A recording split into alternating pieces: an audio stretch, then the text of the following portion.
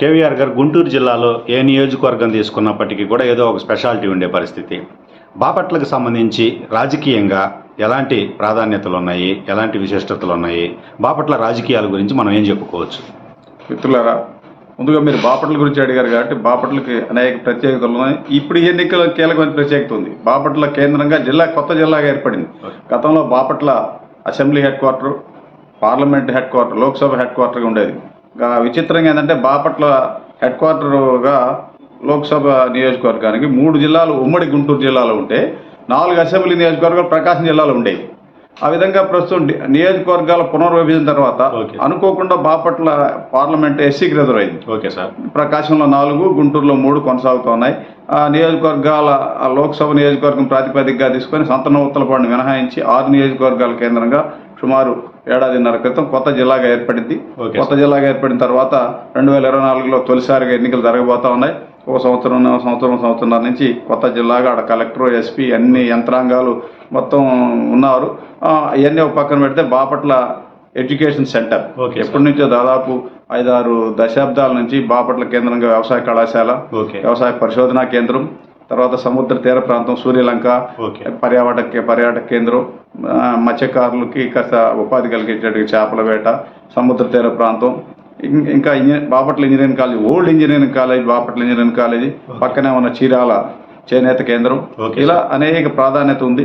దానికి తగ్గట్టు గతంలో గుంటూరు నుంచి పొన్నూరు మీదుగా ఒంగోలు వెళ్ళాలంటే చీరాల మీదకి వెళ్ళేవాళ్ళు. తాజాగా 10 ఏళ్ల క్రితం బాపట్ల రైల్వే ఓవర్ బ్రిడ్జి కూడా వచ్చింది.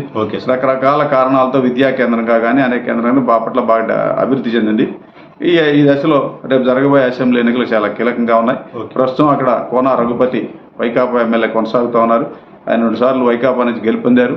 ఆయన తండ్రి 3 సార్లు హ్యాట్రిక్ సాధించి అక్కడ ఎమ్మెల్యేగా, రాష్ట్ర మంత్రిగా, కోన ప్రభాకర్ గారు రాష్ట్ర ఎమ్మెల్యేగా, రాష్ట్ర మంత్రిగా, పిసిసి అధ్యక్షుడిగా, గవర్నర్గా కూడా పనిచేశాడు. మహారాష్ట్రగా గవర్నర్గా ఎంతో ఆయన మంచి పేరు ప్రఖ్యాతలు ఉన్నాయి. ఆ వారసత్వం రఘుపతికి అనుకోకుండా వచ్చింది. రఘుపతి ప్రస్తుతం ఎమ్మెల్యేగా ఉన్నాడు. మొన్నటి వరకు సుమారు 2.5-3 ఏళ్ళ వరకు విభజిత ఆంధ్రప్రదేశ్ 2వ శాసనసభ డిప్యూటీ స్పీకర్గా పనిచేశారు. విచిత్రం ఏంటంటే 83 తెలుగుదేశం ఆవిర్భావం తర్వాత అక్కడ గాదే వెంకటరెడ్డి 2004 నియోజకవర్గాల పునర్విభజన ఇవన్నీ జరిగిన తర్వాత 2004లో ప్రకాశం జిల్లా పచ్చూరులో దగ్గుబాటి వెంకటేశ్వరరావు కాంగ్రెస్లో చేరడంతో ఆయనకు అవకాశం కల్పించడంతో అక్కడ ఉన్నటువంటి గాదే వెంకటరెడ్డిని బాపట్ల తీసుకొచ్చారు. ఆయన 2004 నియోజకవర్గాల పునర్విభజన 2009లో కూడా గెలుపొందాడు. రాష్ట్ర విభజన తీవ్రంగా వ్యతిరేకించిన గాదే వెంకటరెడ్డి 14లో పోటీ చేయలేదు. ఆయన 2004-9లో పోటీ చేసి 14లో పోటీ చేసి హ్యాట్రిక్ సాధిస్తాడనుకుంటే బ్రేక్ పడింది. అదే ఆనవాయితీ కొనసాగుద్దామని రఘుపతి భయపడుతున్నాడు. 2014-19లో గెలిచాడు. రేపు పోటీ చేస్తే గెలుస్తాడా లేదా అనేటువంటి భయం కొంత ఉంది. ఆయన గతంలో 2009లో పార్టీ టికెట్ ఇవ్వడంతో రెబల్గా పోటీ చేసి డిపాజిట్ సాధించి గాదే వెంకటరెడ్డికి చెమటలు పుట్టించాడు. అందువల్ల ఇవన్నిటిని పరిగణలో తీసుకుంటే అక్కడ ఎన్నిక రసవత్తరంగా జరిగే అవకాశం ఉంది. ప్రస్తుతం బాపట్ల సీటు కోసం 4 స్తంభాల ఆటాల, 4 మంచం కోళ్ళాల 4 పోటీ పడుతున్నారు. ప్రధానంగా గాదే వెంకటరెడ్డి తన వారసుడికి సీటు ఇప్పించుకోవాలనే ఉద్దేశంతో సార్వత్రిక 2019 ఎన్నికల తర్వాత జరిగిన పరిణామాల్లో వైకాపాలో చేరాడు. ఎందుకంటే నేను సుదీర్ఘమైనటువంటి 72లో ఎమ్మెల్యే అయిన గాదే వెంకటరెడ్డి సుదీర్ఘమైన రాజకీయ జరిగిన వారసుడిగా కొడుకుని తెర మీద తేవాలని వైకాపాలో చేరాడు. ఆయన క్లియర్గా గతంలో తెలుగుదేశంలో చేరినప్పుడు కూడా చెప్పాడు, నా కొడుకును ప్రమోట్ చేయడం కోసం టీడీపీలో చేరాను. అదే ఇప్పుడు చెబుతా ఉన్నాడు. ఆయన అడుగుతున్నాడు సీటు. సిట్టింగ్ ఎమ్మెల్యే రఘుపతి, నేను బ్రాహ్మణ సామాజిక వర్గం, నేను జగన్ని నమ్ముకొనున్నాను, పార్టీ చేలక ముందు పార్టీలో ఉన్నాను, నా సీటు కంటిన్యూ అవుద్దని ఏం చెబుతా ఉన్నాడు. ఈ 2 ఎట్లుంటే అక్కడ చీరాల గోవర్ధన్ రెడ్డి 89లో కాంగ్రెస్ ఎమ్మెల్యేగా పనిచేశాడు. విచిత్రంగా 2009లో ఆయన టీడీపీ అభ్యర్థిగా పోటీ చేసి గాదే వెంకటరెడ్డి మీద ఓడిపోయాడు. 2014లో నియోజకవర్గ ఇన్ఛార్జిగా ఉన్న సమయంలో ఆయనకు సీట్ ఇవ్వకుండా తెలుగుదేశం అన్నం సతీష్ ప్రభాకర్కి ఇవ్వడంతో ఆయన పోయి వైకాపాలో చేరాడు. ఇప్పుడు ఆయన సీట్ అడుగుతున్నాడు. గతంలో కూడా గోవర్ధన్ రెడ్డి కాంగ్రెస్లో రెబల్గా పోటీ చేశాడు. తెలుగుదేశంలో పోటీ చేసి స్వల్ప తేడా తోడ్పడి సీట్ నాకు ఖరారు చేయాల్సిందని చెప్పి ఆయన పట్టుబడతా ఆయన అనుచరులు కూడా గత ఒక 2-3 నెలల క్రితం సీఎం జగన్ రేపల్లి నియోజకవర్గ పర్యటనకు వస్తే రిప్రజెంటేషన్ ఇచ్చారు ఎమ్మెల్యేకి వ్యతిరేకంగా. వీళ్ళ ముగ్గురితో పాటు డాక్టర్ ఉమారెడ్డి వెంకటేశ్వర్లు ఎమ్మెల్సీ ఆయన కొడుక్కి రమణాకి సీట్ ఇవ్వాలని కోరుతున్నాడు. అంటే కాపులు ఇప్పుడే ఉమ్మడి జిల్లాలో అంబటి రాంబాబు, కిలార్ రోసి ఉన్నారు. మరి మూడోగా కాపుకి ఇస్తారా? 4 రెడ్ల ఎమ్మెల్యేలు ఉన్నారు. నర్సరావుపేట, మాచర్ల, గురజాల, మంగళగిరి. ఈ 4 ఎమ్మెల్యేలు కాదని 5వ సీట్ ఆడిస్తారా రెడ్లకి? చీరాల గోవర్ధన్, గాదే వెంకటరెడ్డికి. మరి ఒకవేళ ఇస్తే ఈ 4 రెడ్లు ఎవరికి సీట్ ఆపుతారు? సిట్టింగ్ ఎమ్మెల్యేలు. ఒకవేళ కాపులకు ఇస్తే 2 కాపులు ఎవరిని ఆపుతారు? ఇట్లా అంటే సమస్యలు ఉన్నాయి. అయితే 4 సీటు కోసం సీరియస్గా పనిచేస్తున్నారు. కోన రఘుపతి మీద అవినీతి ఆరోపణలని గోవర్ధన్ రెడ్డి అంచర్లు ఫిర్యాదు చేస్తున్నారు. ఒక పక్క తెలుగుదేశం నేతలు ఆరోపిస్తున్నారు. సౌమ్యుడు వ్యక్తిగతంగా చూసుకుంటే సౌమ్యుడు కుటుంబం మీద కోన ప్రభాకర్ గారి దగ్గర నుంచి ఉన్నప్పుడు కూడా బలమైన అవినీతి ఆరోపణలు లేవు. కానీ వాళ్ళ పని వాళ్ళు చేసుకొని పోతారు. పెద్ద ఫ్యాక్షన్, ఇటువంటి మనస్తత్వం, ముఠాతత్వాలు, హత్య రాజకీయాలు ఇటువంటివి అసలు ఆ నేచర్ లేదు. అసలు ఇటువంటి పరిస్థితుల్లో రఘుపతి కొనసాగిస్తారు లేదని చూడాలి. వీటన్నిటిని ఒక పక్కన పెడితే తెలుగుదేశం పార్టీ తీసుకుంటే 83 నుంచి మన 2019 వరకు 9 సార్లు ఎన్నికలు జరిగితే 4 సార్లే తెలుగుదేశం గెలిచింది. అక్కడ గెలిచిన తెలుగుదేశం అభ్యర్థులంతా ఇతర పార్టీలకు వెళ్ళిపోతున్నారు. విచిత్రంగా 83లో గెలిచిన నాదెళ్ల వాసలోకి వెళ్ళిపోయాడు. 85లో గెలిచిన ఉమారెడ్డి ఇప్పుడు వైకాపాలోకి వెళ్ళిపోయాడు. 89లో పోటీ చేసి ఓడిపోయిన ఆయన చనిపోయాడు. 94లో గెలిచినటువంటి ముప్పలనేని శేషకరావు లక్ష్మీపార్తలకి తర్వాత 99లో తెలుగుదేశం కాంగ్రెస్ అభ్యర్థి అయి డీసీసీ ప్రెసిడెంట్ గా చేశాడు. తర్వాత ఆయన విభజన సమయంలో విభజన వ్యతిరేక తెలుగుదేశం జనరల్ ఆయన ఇటీవల చనిపోయాడు. 99లో ఆడ గెలిచినటువంటి అనంతవర్మ చిన్న కుర్రాడు. గెలిచిన అనంతవర్మ మొన్న ఈ మధ్య ఇటీవల వైకాపాలోకి వెళ్ళాడు. 2004లో అనంతవర్మ ఓడిపోయాడు. అక్కడ తెలుగుదేశం అనంతవర్మకి 2 సార్లు ఇచ్చింది సీటు. 89, 99, 2004. సతీష్ ప్రభాకర్ 2 సార్లు ఇచ్చింది 2014, 19. ఇతను ఎట్లా అనంతవర్మ వెళ్ళిపోయిన తర్వాత విభజన తర్వాత జరిగిన ఎన్నికల్లో అనంతవర్మకి మన అన్నం సతీష్ ప్రభాకర్ 2014, 19లో సీట్ ఇచ్చారు. 2 సార్లు ఓడిపోయాడు. ఇప్పుడు ఎన్నికల తర్వాత బీజేపీకి వెళ్ళిపోయాడు. రెండోసారి ఓడిపోయిన తర్వాత, మొదటిసారి ఓడిపోయిన తర్వాత అతనికి ఎమ్మెల్సీ అవకాశం కల్పించారు. ఆ నియోజకవర్గం ఉమారెడ్డి కాపు సామాజిక వర్గం బలమైన వాళ్ళని ఎదుర్కోవాలంటే కావాలనే ఉద్దేశంతో ఇక్కడ జిల్లాలో సీనియర్లు ఉన్నా కూడా తెలుగుదేశానికి శాసనం మన లోకల్ బాడీస్ నుంచి వచ్చే 1 సీట్ను అతనికి ఇచ్చారు. అతను ఎమ్మెల్సీగా ఉండ తిరిగి మళ్ళీ ఎమ్మెల్యే సీట్ ఇచ్చారు. 2019లో ఆయన ఎమ్మెల్సీ టైం ఉంది, ఆయన ఎమ్మెల్యే సీట్ ఇచ్చారు. మళ్ళీ ఓడిపోయాడు. 2 సార్లు ఎమ్మెల్యే అవకాశం ఇచ్చి ఎమ్మెల్సీ ఇచ్చినా కూడా పార్టీని వదిలిపెట్టిపోయాడు. గతంలో మున్సిపల్ వైస్ చైర్మన్గా కూడా పనిచేశాడు. ఆయన అతను వైస్ చైర్మన్ తర్వాత పీఆర్పీలోకి వెళ్ళాడు. మరలా వచ్చిన సీట్ ఇచ్చి ఆదరించినా కూడా పార్టీకి కాదని వెళ్ళిపోయాడు. అట్లా అనంతవర్మ ఈ విధంగా తర్వాత 2009లో పోటీ చేసి ఓడిపోయిన గోవర్ధన్ రెడ్డి ఆ పార్టీలో లేడు.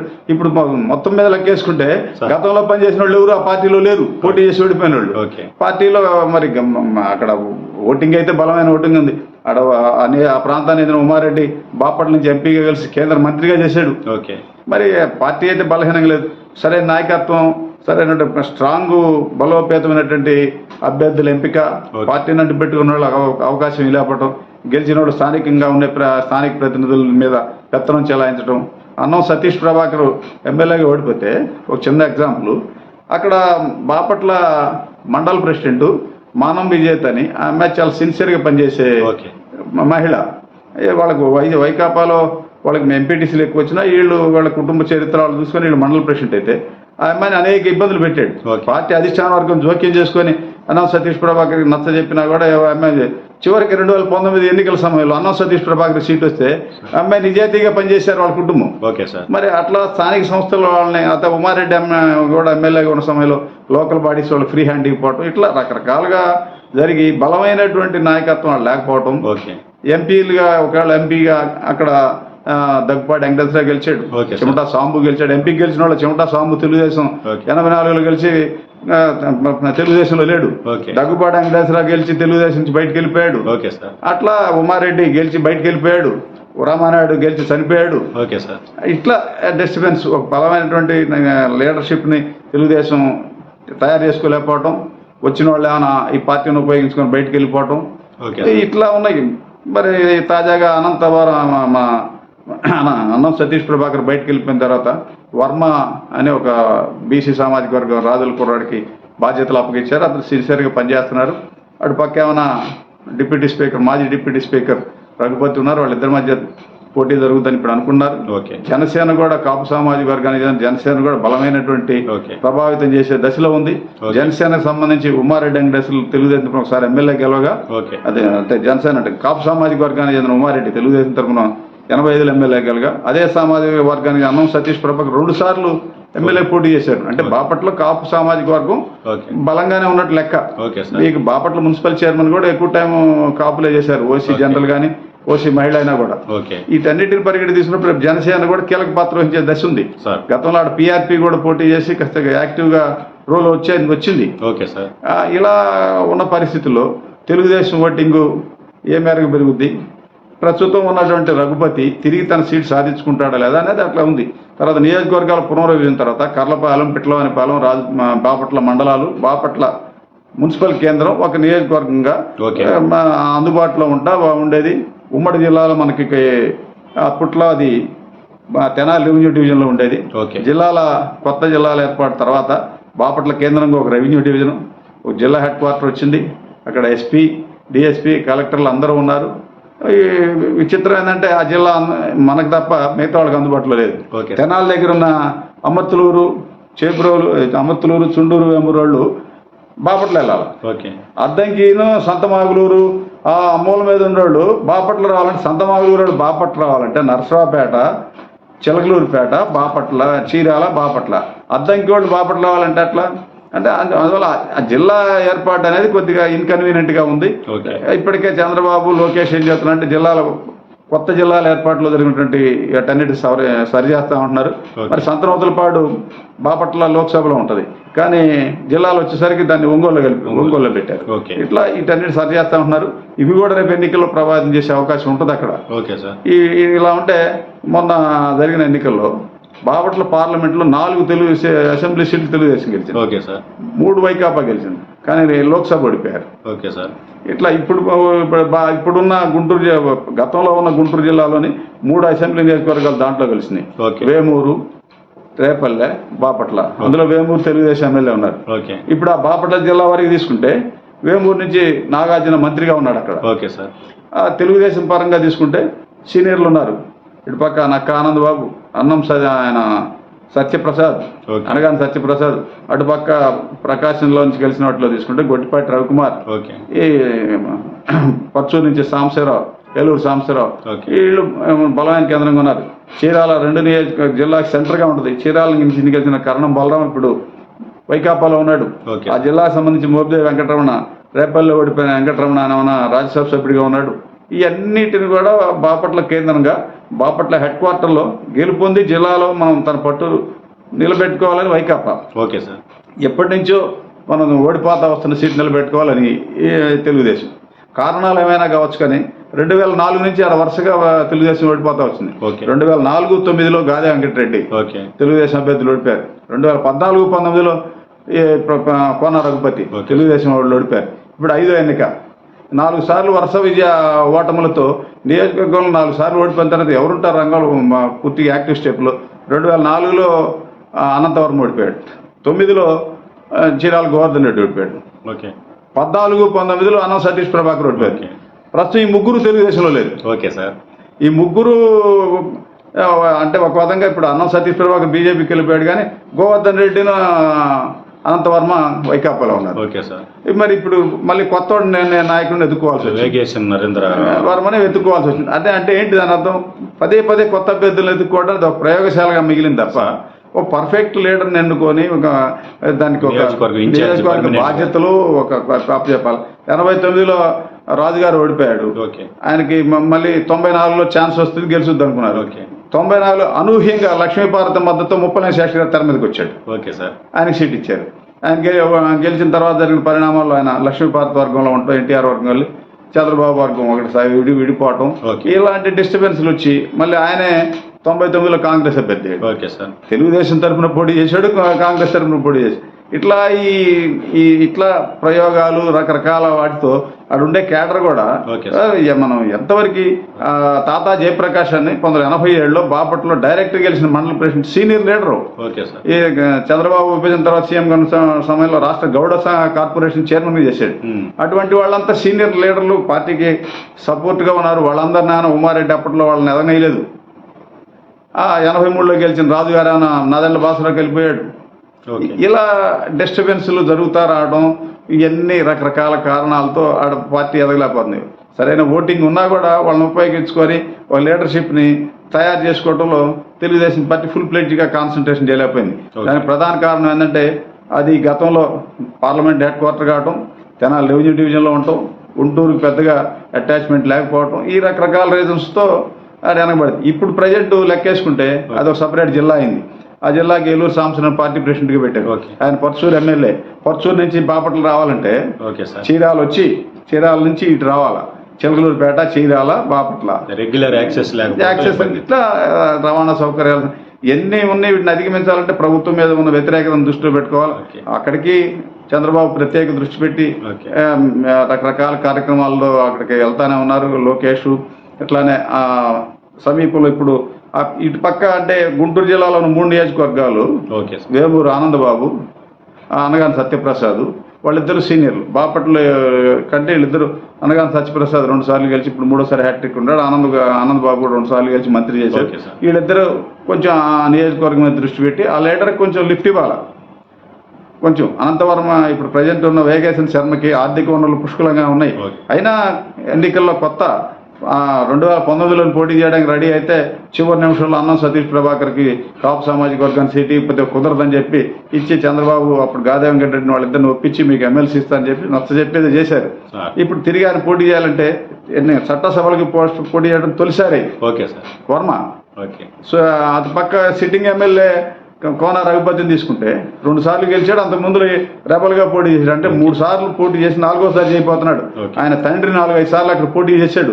వాళ్ళ రాజకీయ కుటుంబం మరి బ్రాహ్మణ సామాజిక వర్గం, ఎవరికి ఇబ్బంది లేని సామాజిక వర్గం. అది వాళ్ళేం ఫ్యాక్షన్లు కాదు, ఏ బాంబులు వేసేటువంటి కాదు, బూత్ క్యాప్చరింగ్లు కాదు, రౌడీజం లేదు, మరి రాజకీయ విమర్శలు. మరి ఉన్నత విద్యావంతుడు, మంచి ఉన్నత కుటుంబం. మరి ఆయన ఎదుర్కోవాలంటే వర్మ దగ్గర ఆర్థిక వనరులున్నా మాస్ లీడర్షిప్ లేదు. దాన్ని డెవలప్ చేయడానికి సరైనటువంటి సలహాలు ఇచ్చేవాళ్ళు లేరు. గతంలో పొన్నూరు నియోజకవర్గం బాపట్ల పార్లమెంట్లో ఉండేది. పొన్నూరు సంబంధించిన కొంత ఇన్వాల్వ్మెంట్ ఎక్కువగా ఉండేది. అంటే కాస్త నరేంద్ర ఇటువంటి వాళ్ళ ఆడ కాస్త ధూళిపాళ ఏరియా చౌదరి కానీ ఆ పార్టీని కాస్త నిలబెట్టడం కోసం అందుబాటులో ఉంటాం. గతంలో అప్పట్లో Bapatla Ponnur segment assembly counting కూడా బాపట్ల కాలేజీలో జరిగేది. అలా ఆ పార్లమెంట్ సెగ్మెంట్లో ఇప్పుడు ఆయన పొన్నూరు వచ్చి గుంటూరులో కలిసింది. వాళ్ళకి పెద్ద అటాచ్మెంట్ కూడా లేదు. అతను కేవలం సీనియర్లు ఇచ్చి ఒక సలహాలు, మంగళగిరి రాష్ట్ర కార్యాలయంలో ఒక సీనియర్ లీడర్లు ఎవరినన్నా కాస్త ఆడ గైడెన్స్ ఇచ్చి ముందుకు నడిపిస్తే కొంత బెటరు. అయితే తెలుగుదేశం పరిస్థితి ఎట్లున్నా వైకాపా పరిస్థితి కూడా అంత తేలిగ్గా లేదు. 4 సీటు కావాలని 4 కోళ్ళు మంచం కోళ్ళ పోటీ పడుతున్నారు. మరి రఘుపతిని పక్కన పెడితే బ్రాహ్మణ సామాజిక వర్గం సిట్టింగ్ ఎమ్మెల్యేని పక్కన పెడితే వచ్చే విమర్శలను తట్టుకోవాలంటే అది రకరకాల ఉన్న సీట్ను బాగొట్టాడన్న అపప్రాధ వస్తుందని ఒక భయం. మరి రెడ్లు ఇద్దరు పోటీ పడుతున్నారు. రెడ్లకి ఇద్దామంటే గాదే వెంకటరెడ్డి, చీరాల గోవర్ధన్. సరే జిల్లాలో 4 రెడ్లు, ఉమ్మడి జిల్లాలో 4 రెడ్లకి ఇచ్చారు. మళ్ళీ కొత్తగా ఇంకో రెడ్డికి ఇవ్వాలంటే ఒక సీటు మరి ఎవరో కోల్పోవాలి కదా. బ్రాహ్మణులు పక్కన పెట్టి ఈ మరి రెడ్లకి ఇవ్వడం సమంజసమా? ఆ పార్టీ రెడ్ల పార్టీగా అని అంటారేమో అది ఒక భయం.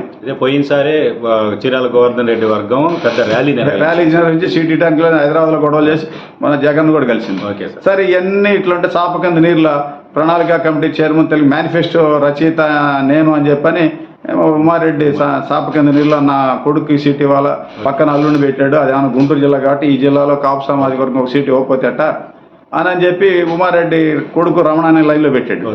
అయితే అటు పక్క ఆమంచి కృష్ణమోహన్ పర్చూరికి ఇన్ఛార్జిగా ఇచ్చారు. అక్కడ కమ్మ సామాజిక వర్గం కాపులంతా తక్కువ, మీరు వేరే చోట ఇచ్చుకోండి అని వాళ్ళు వ్యతిరేకిస్తున్నారు. ఒకవేళ ఆమంచి కృష్ణమోహన్ కాడికి ఇకపోతే ఉమారెడ్డికి ఇవ్వాల్సి వచ్చింది అనుకో. ఒకవేళ ఇస్తే ఇప్పుడు ఉమ్మడి జిల్లాలో 3 కాపులకి ఇవ్వడం సాధ్యం. ఒక కాపు ఆపుదామంటే ఎవరు అల్లుడిని ఆపాలా?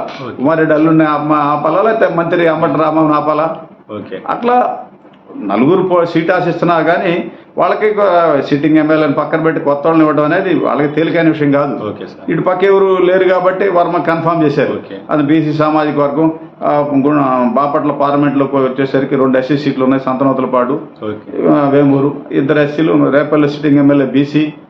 అటు పక్క వచ్చేసరికి చీరాలలో బీసీని ఆల్రెడీ అనౌన్స్ చేశారు. ఓకే. 2 సిట్టింగ్ ఎమ్మెల్యేలు ఈ చీరాల మినహాయిస్తే పచ్చూరును గొట్టిపాటి ఆల్రెడీ చంద్రబాబు ఆ నియోజకవర్గంలో 3 సిట్టింగ్ ఎమ్మెల్యే సీట్ కన్ఫర్మ్ చేశాడు. Okay sir. రేపల్లె సత్యప్రసాద్ పార్లమెంట్లో, ఓకే గొట్టిపాటి వాళ్ళకి అనౌన్స్ చేశారు కాబట్టి బాపట్ల కూడా ఆల్మోస్ట్ ఆయనే క్యాండిడేట్ అవుతారు. ఓకే. ఈ ఉన్న పరిస్థితులన్నింటిలో అక్కడ ప్రధానంగా ప్రభుత్వ వ్యతిరేకత ఓకే. తీవ్రంగా ఉంది. అక్కడ బాపట్ల కాలేజీ కానీ ఆశ సీట్ ఆశించే వాళ్ళు కానీ అక్కడ ఉన్నటువంటి చేనేత ఫిషర్మెన్స్ వాళ్ళకి సరైనటువంటి ఉపాధి సౌకర్యాలు లేవని కానీ ఈ రకరకాల సమస్యలు ఉన్నాయి. ప్రధానంగా ఇప్పుడు ఇంకో సమస్య వాళ్ళకి ఏంటి, గాదే వెంకటరెడ్డికి సీట్ ఇవ్వకపోతే గాదే వెంకటరెడ్డితో పర్చూరులో అవసరం ఉంది వాళ్ళకి. పర్చూరులో ఆయన 3 సార్లు గెలిచాడు. 72లో ఆయన రాజకీయ జీవితం అంతా పర్చూరు. ఇంకోలు మండలం ఆయన సొంత ఊరు పావులూరు, ఇంకోలు మండలం పావులూరు పర్చూరులో ఉంది. మరి గాదే వెంకటరెడ్డిని ఓవర్లుక్ చేస్తే ఆయన మళ్ళీ బయటకు వెళ్ళిపోయాడు అనుకో, ఇక్కడ బాపట్లతో పాటు పర్చూరులో దెబ్బేస్తారు. అందుకని చాలా సున్నితంగా ఉంది వైకాపా పరిస్థితి. గాదే వెంకటరెడ్డికి కానీ సీట్ ఇస్తే గేవర్ధన్ రెడ్డి ఒప్పుకోడు. నేను ముందు వచ్చాను పార్టీలోకి, గాదే వెంకటరెడ్డి తెలుగుదేశంలోకి వెళ్ళి మొన్న వచ్చాడు, నేను ఎప్పుడో 2014లోనే ముందు ఉన్నాను, నాకేకుండా అతను కట్టిస్తాను. అందువల్ల ఏంటంటే సీటు వ్యవహారం అనేది చిక్కుముడిగా ఉంది వైకాపాకి. దాంట్లో డౌట్ లేదు. తెలుగుదేశం అభ్యర్థి అసలు దాదాపు డిక్లేర్ చేశారు, అతను ఎప్పుడు వెళ్ళినా బీఫారం ఇచ్చి పంపడమే కానీ ఆ అభ్యర్థిని మార్చే పరిస్థితి అయితే లేదు. ఆ నియోజకవర్గాల్లో 3 మండలాల్లో ఉన్నటువంటి తెలుగుదేశం కార్యకర్తలు, నాయకులు, ద్వితీయ శ్రేణి లీడర్లు అందరూ కూడా అతనికి మనస్ఫూర్తిగా పనిచేస్తూ ఉన్నారు. ఆ డెడ్ అండ్ నో డౌట్. అయితే ఎన్నికల్లో ఎత్తులు, పై ఎత్తులు, వ్యూహాలు, డబ్బు పంపిణీ, ఇతర అంశాలు, సీనియర్లని కూడగట్టుకుని పోవడం ఇవన్నీ అవసరం. ఆ నియోజకవర్గంలో సీనియర్ లీడర్గా ఉన్న తాతా జయప్రకాష్ నారాయణ తీసుకెళ్లి సత్తనపల్లి ఇన్ఛార్జిగా వేశారు. మరి ఆయన అట్లాంటి ఆయన సేవలు ఇక్కడ ఉపయోగించుకోవాలి. అట్లాంటి ల్యాబ్స్ కొన్ని ఉన్నాయి, వాటిని సవరించుకొని సరి చేసుకుంటే ఏదన్నా ముందుకు వెళ్ళగలుగుతారు. సరే, ఎన్నికల సమయం ఉంది కాబట్టి వాటిని సవరించుకోవాలి. ఇంకోటి అసలు ప్రధానంగా ఎంపీ టికెట్ ఎవరికి ఇస్తారనేది ఇంకా క్లారిటీ లేదు. ఎంపీ టికెట్ని బట్టి ఎమ్మెల్యే టికెట్ మార్చరు కానీ ఇద్దరి మధ్య కోఆర్డినేషన్ ఇది కూడా ఉంటుంది. ఆడ ఎంపీ టికెట్ ఎంఆర్పిఎస్కి ఇస్తారా, ఎమ్మెల్యేకి ఇస్తారో తెలియదు. ఎంఆర్పిఎస్కి ఇస్తే ఒక రకం ఉంటుంది, ఎమ్మెల్యేకి ఇస్తే ఒక రకం ఉంటుంది. ఇవన్నీ కూడా స్థానికంగా బాపట్లలో ప్రభావితం చేసే అవకాశం ఉంది. ఇప్పటికే ఆడ కాంగ్రెస్ సంబంధించినటువంటి జేడీ శీలం 99లో జనరల్లో వాడు పోటీ చేసి ఓడిపోయాడు. పునర్విభజనలో 2014లో ఆడ కాంగ్రెస్ ఎమ్మెల్యే ఎంపీకి పోటీ చేసి ఓడిపోయాడు. గతంలో ఆడ మంత్రిగా చేసిన పనబాక లక్ష్మి 14లో ఆడ కాంగ్రెస్ అభ్యర్థి ఓడిపోయి మన తెలుగుదేశంలో చేరి తిరుపతిలో పోటీ చేస్తుంది. ఆమె బాపట్ల అడుగుతుంది. సిట్టింగ్ ఎంపీగా ఒకసారి 3 సార్లు పోటీ చేసి గెలిచి గతంలో గెలిచినాడు మాల్యాద్రి సీట్ అడుగుతున్నాడు. మాల్యాద్రి సుజనా చౌదరి పక్క ఉన్నాడు. రేపు పొద్దున మాల్యాద్రి సీట్ ఇస్తారా లేదా, సీట్ ఇస్తే వాళ్ళిద్దరి మధ్య ఇటువంటి అన్నీ కూడా అసెంబ్లీ సెగ్మెంట్ మీద ప్రభావితం చేస్తుంది. ఎందుకంటే ఆ బాపట్ల లోక్సభ ఉండటం, శాసనసభ 2 ఉండటం. మరి 2 ఉన్నప్పుడు ఇది బీసీకి, అది ఎస్సీకి ఇచ్చినప్పుడు ఇతర సామాజిక వర్గాలు బలోపేతంగా ఉన్నటువంటి కమ్మ, కాపు, రెడ్డి నాయకులకి ఇతర పదవులు ఇవ్వాలా. ఇవన్నీ కూడా అక్కడ స్థానిక ఎన్నికలను ప్రభావితం చేస్తాయి. ఈ సమస్య అటు వైకాపా కూడా ఉంది. వాళ్ళు ఆల్రెడీ ఒక సిట్టింగ్ ఎంపీ, ఎమ్మెల్యే ఇద్దరు వైకాపా వాళ్ళిద్దరిలో ఇద్దరిని మారుస్తారా, అసలు ఇద్దరిని మార్చరా, ఇవన్నీ ఉంటాయి. ఇప్పుడు పక్కనే ఉన్నటువంటి రేపల్లికి చెందినటువంటి మోదీ వెంకటరమణ ఆ జిల్లా అధ్యక్షుడిగా ఉన్న పార్టీకి వీళ్ళందరినీ సమన్వయపరుచుకొని సీనియర్ లీడరు 89 నుంచి వరుసగా 2019 దాకా ఎన్నికల్లో పోటీ చేస్తూ వచ్చాడు. అసెంబ్లీ ఎన్నికల్లో సీనియర్ వీళ్ళందరినీ కలుపుకుపోయి దాన్ని ఏదో విధంగా ఒడ్డును పడేద్దామనే ఉద్దేశం ఆయనకుంది. రఘుపతి ఏమన్నా సౌమ్యుడిగా ఆయన పని ఆయన చేసుకుంటా పోతున్నాడు. అయితే అభ్యర్థులు ఇద్దరు చాలా సౌమ్యంగా ఎవరు పనులు చేసుకునే పోయేవాళ్ళు కానీ గొడవలు సృష్టించి గొడవల కేసులు, రౌడీ షీట్లు ఓపెన్ చేయటం ఇటువంటి వాతావరణం లేదు. రఘుపతికి లేదు, వర్మకి లేదు. ఎవరి పని వాళ్ళు మాకు ఓట్లేండి అని అడగటం తప్ప. అయితే అటుపక్క ఉన్నవాళ్ళు ఇటుపక్క ఉన్నవాళ్ళే స్పీడ్గా ఉన్నారు. మరి ఎన్నికల తర్వాత పార్టీ నుంచి వదిలిన అన్నం సతీష్ ప్రభాకర్ తెలుగుదేశంలో చేరాలనే ప్రయత్నాలు ఉన్నాడని చెబుతున్నారు. అది కరెక్ట్ క్లారిటీ లేదు కానీ ఒకవేళ చేరినా కూడా సీట్ ఇవ్వరు. ఎందుకంటే ఉమ్మడి జిల్లాలో కాపులకు సీట్ ఇస్తారు, తెలుగుదేశం ఇస్తా వచ్చింది. అది ఆల్రెడీ కన్నా లక్ష్మణానికి అనౌన్స్ చేశారు. కాబట్టి అయితే పార్టీలోకి చేరితే ఇబ్బంది లేదు, చేర్చుకోవడానికి అయితే చేర్చుకుంటారని అంటున్నారు. మరి అతను పార్టీలో చేరతాడా, చేరడా, చేరితే వీళ్ళకి ఏమైనా ఉపయోగం ఉందా లేదా? సరే ఎటు బయటకు వచ్చాక కాబట్టి దానికి వెళ్ళి అటుబాటు దానికి అధికార పార్టీకి వెళ్ళి పోదామని చెప్పి వైకాపాకి వెళ్ళి పోతాడా అది ఏమీ తెలియదు. మొత్తం మీద అక్కడ 9 ఎన్నికలు జరిగితే గతంలో పోటీ చేసిన అభ్యర్థులు 2 చనిపోతే మిగిలిన వాళ్ళంతా కూడా పార్టీలో తెలుగుదేశంలో లేరు. Okay sir. అంటే దాని అర్థం ఏంటి? ఓ పార్టీలో స్టాండర్డ్గా జెండా మోసిన వాడికి నువ్వు సీట్ ఇవ్వలేకపోయావు దాని అర్థం ఏంటి అసలు? ఓకే. అంటే అంత ఎంపిక అంత పర్ఫెక్ట్గా చేశారా? ఓకే. అది ఇవన్నిటికి కూడా ప్రభావితం చేసుకొని అధికార పార్టీని ఓడియటం, ఆ పార్టీ వ్యతిరేకతను వీళ్ళు అడుగులేయటం ఇవన్నీ ఉంటాయి. ప్రధానంగా రఘుపతి మీద అయితే ఎటువంటి ఆరోపణలు లేవు. కేవలం రెడ్లు వ్యతిరేకిస్తున్నారు. మేము రెడ్ల సీటు ఇది. 89లో చీరాల గోవర్ధన్ రెడ్డి గెలిచాడు. 2004-09లో గాదే వెంకటరెడ్డి గెలిచాడు. ఈ సీట్లు రెడ్ల సీటు అని వాళ్ళు పట్టుబడుతున్నారు. దాన్ని మరి అధిష్టాన వర్గం మనకి బ్రాహ్మణ సామాజిక వర్గం విజయవాడలో మల్లాది విష్ణు, రఘుపతి, అక్కడ విశాఖలో దూరంరాజు శ్రీనివాస్ ఇచ్చారు, ఆయన చనిపోయాడు. వీళ్ళిద్దరిని మరి కంటిన్యూ చేయకపోతే ఇబ్బందులు వస్తాయి. గతంలో కూడా ఉమ్మడి జిల్లాలో పూర్వం కోన ప్రభాకరరావు బ్రాహ్మణ సామాజిక వర్గం అక్కడ బాపట్లో గెలిస్తే గుంటూరు 2లో గాదే వీరాంజనేయ శర్మ బ్రాహ్మణ సామాజిక వర్గం గెలుపొందాడు. గాదే వీరాంజనేయ శర్మ సత్రంపల్లిలో గెలిచాడు. బావులాల గోపాలకృష్ణ సత్రంపల్లి గెలిచాడు. అంతా ముగ్గురు బ్రాహ్మణ సామాజిక వర్గం మరి గెలిచారు కదా. బ్రాహ్మణుల రాజకీయాలు ఉండడానికి వీలు లేదా అని అనేటువంటి ఆరోపణ వస్తుంది. ఇప్పటికే బ్రాహ్మణ చైతన్య వేదికలు ఇవన్నీ యాక్టివ్ అయినాయి. జీవి కృష్ణారావు విశ్రాంత చీఫ్ సెక్రటరీ IAS వాళ్ళంతా మాకు ఉన్న సీట్ ఎగ్గొట్టారని ఏమన్నా సోషల్ మీడియాలో గొడవలు చేసే అవకాశాలు ఉన్నాయి. ఇవన్నీ అధికార పార్టీకి ఇబ్బందులుగానే ఉంది. ఇటు పక్క మాత్రం ఇబ్బందులు లేదు, సీటు గురించి ఇబ్బంది లేదు. కానీ వాటన్నిటినీ ఎదుర్కొని ముందుకు అడుగులు ఎట్లా వేయటం అనే దానికి వ్యూహకర్తలు లేరు వీళ్ళకెళ్ళి. అటు ఏమైనా వ్యూహకర్తలు ఎక్కువైపోయి గొడవ పడుతున్నారు. ఇది ఉన్నది బాపట్ల సామాజిక వర్గం. కొంచెం బాపట్ల నియోజకవర్గ పరిస్థితులు కొద్ది రోజులు ఎన్నికలు సమీపించే కొద్ది అటు ఇటు సర్దుకుంటాయి. చివరికి వచ్చేసరికి అధిష్టాన వర్గం బాసు అటు జగన్ ఇటు చంద్రబాబు ఏ చెప్తే అదే జరుగుద్ది. జనసేనతో పొత్తుంటే సునాయాసంగా బాపట్ల గెలుస్తారు. జనసేనతో పొత్తు లేకపోతే కాపు సామాజిక వర్గ ఓట్లు చీలిపోతే వైకాపాకి కొంచెం ఎడ్జి ఉంటుంది. మరి ఇవన్నీ అధిగమించి ఏం జరుగుతుంది అనేది కాలమే నిర్ణయించాల్సి ఉంది. ఇది బాపట్లలో ఇప్పుడు ఉన్న పరిస్థితి.